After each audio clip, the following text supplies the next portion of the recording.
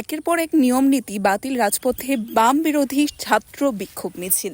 একের পর এক নিয়োগ নীতি বাতিল, রাজপথে বাম বিরোধী ছাত্র বিক্ষোভ মিছিল এবং প্যারাডাইস চৌমুহনী এলাকায় 10 মিনিট রাস্তা অবরোধ করল ছাত্র যুবকরা। View report, Tripura news 8।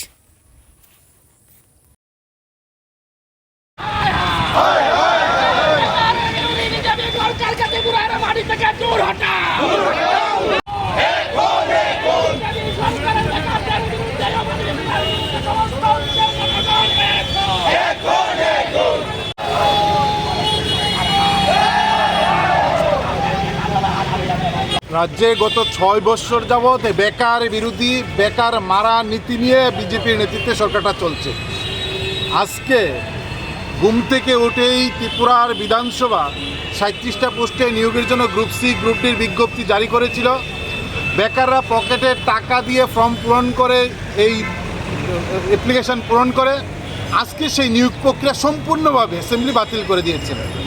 তারপর কিছুক্ষণ আগে টিপিএসসি 6টা পোস্টে টিআইটিতে অ্যাসিস্ট্যান্ট প্রফেসর নিয়োগের জন্য বিজ্ঞপ্তি জারি করে কিছুক্ষণ আগে একটা নোটিশ দিয়ে এই নিয়োগ প্রক্রিয়া বাতিল করে দিয়েছেন।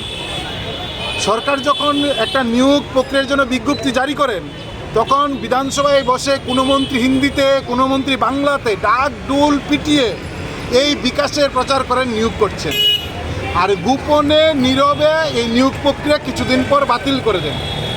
আমাদের ধারণা যে বিধানসভায় যে 37টা পোস্টে নিয়োগের জন্য লক্ষ লক্ষ টাকা সংগৃহীত হয়েছে, বেকারের পকেটের টাকা নিয়োগে পূরণ করতে গিয়ে জমা দিয়েছেন। এখন সরকার যদি টাকা রোজগারের জন্য প্রতারণার রাস্তা বেকারদের সামনে ফাঁদ পেতে দেন, ভয়ঙ্কর এই সরকার। আমরা বামপন্থী ছাত্র যুবরা দাবি করছি রাজ্যের শিক্ষিত বেকাররা ঐক্যবদ্ধ হন। যেভাবে বেকারদের নিয়োগের প্রক্রিয়া বাতিল করছে, রাজ্যের বেকারদের দায়িত্ব নিতে হবে। এই সরকারকে আগামী দিনে বাতিল করতে হবে দ্রুত। কি চলছে? ফায়ার সার্ভিসে বিজ্ঞপ্তি দিয়েছেন, নিয়োগ নেই। জেআরবিতে বিজ্ঞপ্তি দিয়েছেন, ইন্টারভিউ নিয়েছেন, নিয়োগ নেই। পুলিশের বিজ্ঞপ্তি দিয়েছেন, নিয়োগ নেই। জেল পুলিশের বিজ্ঞপ্তি দিয়েছেন, নিয়োগ নেই।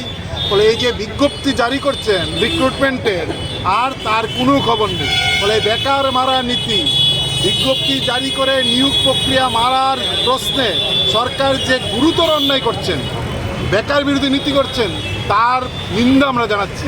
এবং আমরা খবর পাচ্ছি এই যে সরাসরি সরকারি দপ্তরে সরকারি নিয়োগ, এটাকে বেসরকারিভাবে কোনো পরীক্ষা ছাড়া, কোনো ইন্টারভিউ ছাড়া আউটসোর্সিংয়ে কীভাবে নিয়োগ করা যায়, নিজের ঘরের ছেলেদের বেআইনি বাঁকা পথে আউটসোর্সিংয়ের নাম করে বিনা ইন্টারভিউতে কীভাবে নিয়োগ করা যায়, তার জন্য অ্যাসেম্বলিতে এই প্রক্রিয়া বাতিল করেছেন। আমরা তার নিন্দা জানিয়ে বেকারের কাজের দাবিতে আমরা এই মিছিল সংগঠিত করছি।